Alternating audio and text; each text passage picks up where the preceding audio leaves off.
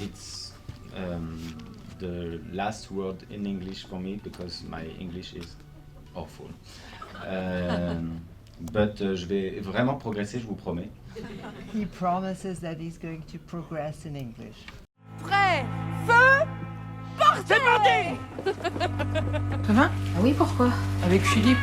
Ah non, ça va pas, non, avec Philippe. Puis de toute façon, le principal, c'est ton boulot. Je crois pas, non. Mais tout va bien, de ce côté-là. Ah non, ça va pas non plus de ce côté-là, tu vois. Fermez les yeux, relaxez-vous. C'est une romance, on pourrait dire, sur fond de fresques sociales. Voilà, il y a ça. Et puis c'est surtout un portrait féminin. C'est une femme au mi-temps de sa vie, à une quarantaine d'années, qui a tout réussi, tout bien coché, le bon métier, les 2 enfants, le mari, la vie à Paris. Le film démarre sur son burn-out subitement et sans crier gare et sans qu'elle s'y attende. Elle dévisse comme ça. Elle se rend compte qu'elle a un sentiment de colère en elle qu'elle ne parvient pas vraiment à expliquer, qui est très lié au désir au fait. C'est-à-dire qu'en chemin, elle a peut-être oublié son désir. Épinal, est-ce que vous êtes là?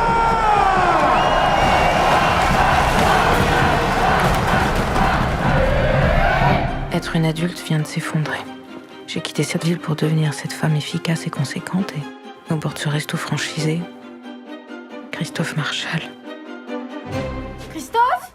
C'est une région que je connais bien, parce que c'est la région de ma famille, de toute ma famille paternelle, c'est la région des parents de ma femme et de ma femme, et c'est ma région de naissance aussi. C'est quoi un mec comme moi?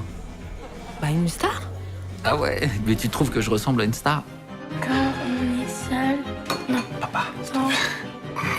Je vais me marier, Jenna va demander en T'es mariage. amoureux? Mais non. Mais ta gueule, bien sûr que je suis amoureux. Félicitations. Bah ouais, merci, je sais pas, en fait, un truc... On se voit. On se fait du bien. C'est pas aussi simple. Attends, je te rappelle. Je voulais ressentir le lieu, mais j'avais pas envie de le filmer de manière ethnologique. J'aime pas toujours ça, quoi, disons. Et encore moins quand il s'agit de ressentir des différences de niveau ou de classe, parce que je trouve que maintenant, ça se joue ailleurs que dans les espaces.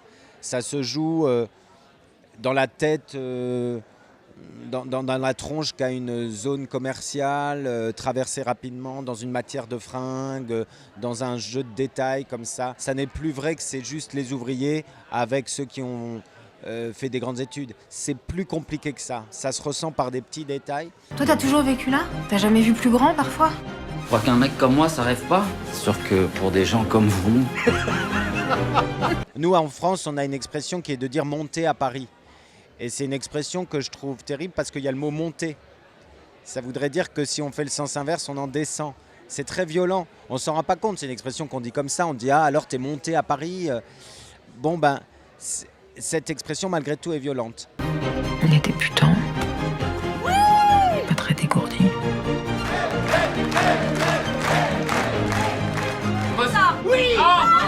On trouve de la beauté n'importe où. C'est pas désagréable.